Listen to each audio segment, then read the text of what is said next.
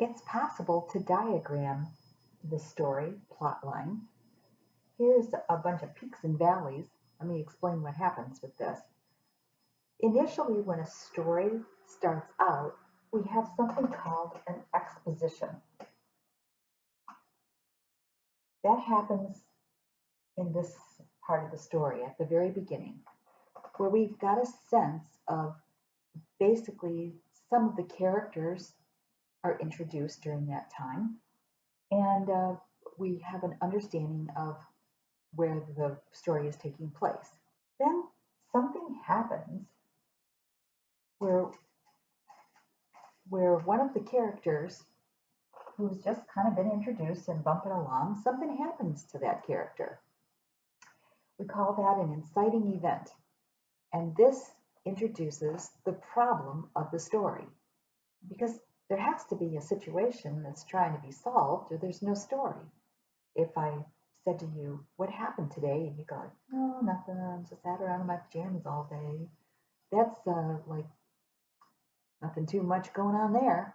But if you say, "Oh my gosh, this big tree fell in the street and uh, and it tied up traffic," well, I would want to know, well, who was there? Well, what happened? Well, when did it happen? How did it happen?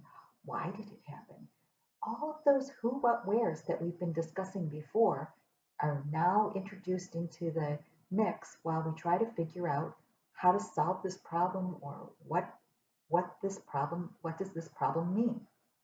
So the story starts out kind of ordinary, introducing characters and the place, and then bang, we get an inciting event that kicks the story into gear. And the problem now is initiated with what is called rising action. This uptake line is the rising action of the story.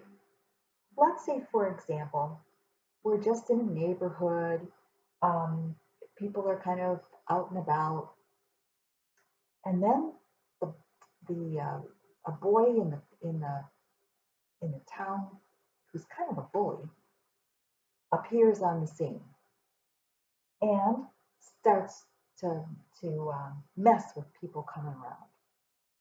In fact, he starts to tease Pat, and Pat now has a problem. She's being bullied. So Pat, let's say, tries to ignore the bully. And with that, perhaps he'll go away and stop bothering her.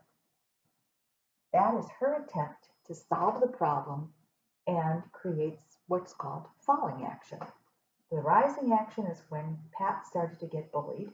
The falling action was when she thought if she just ignored it, that the behavior would go away.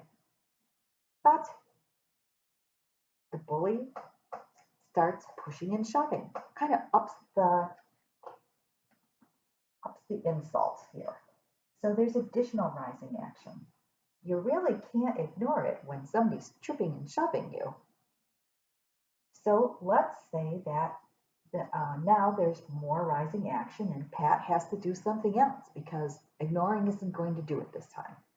So the falling action this time perhaps yells, stop it, go away, stop bothering me." Unfortunately, the bully continues to harass Pat,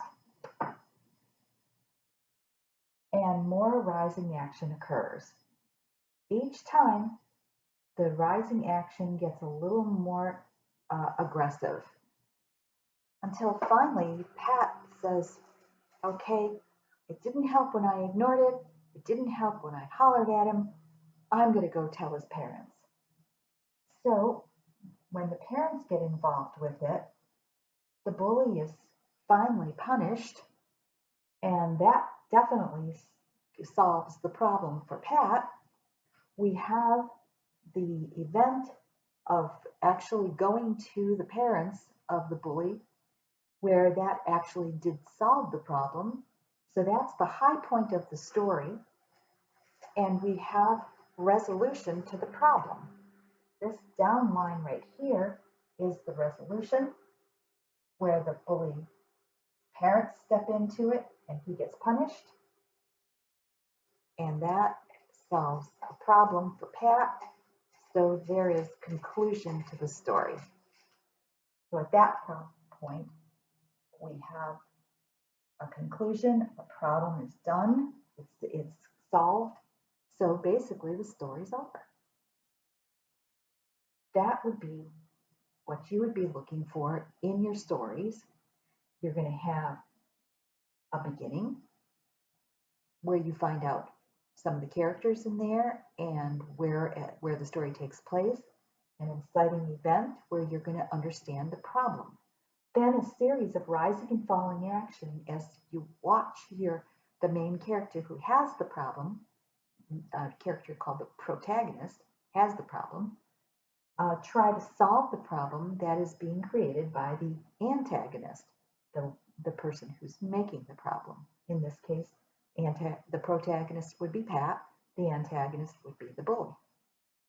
Until such time that through these trial and errors, the protagonist finally figures out how to solve the problem, climax of the story, the problem is solved, resolution, and the story is over, conclusion. That is what a story plot line would look like, and you can pretty much do this with most of the stories that you read. That it will fit into this pattern.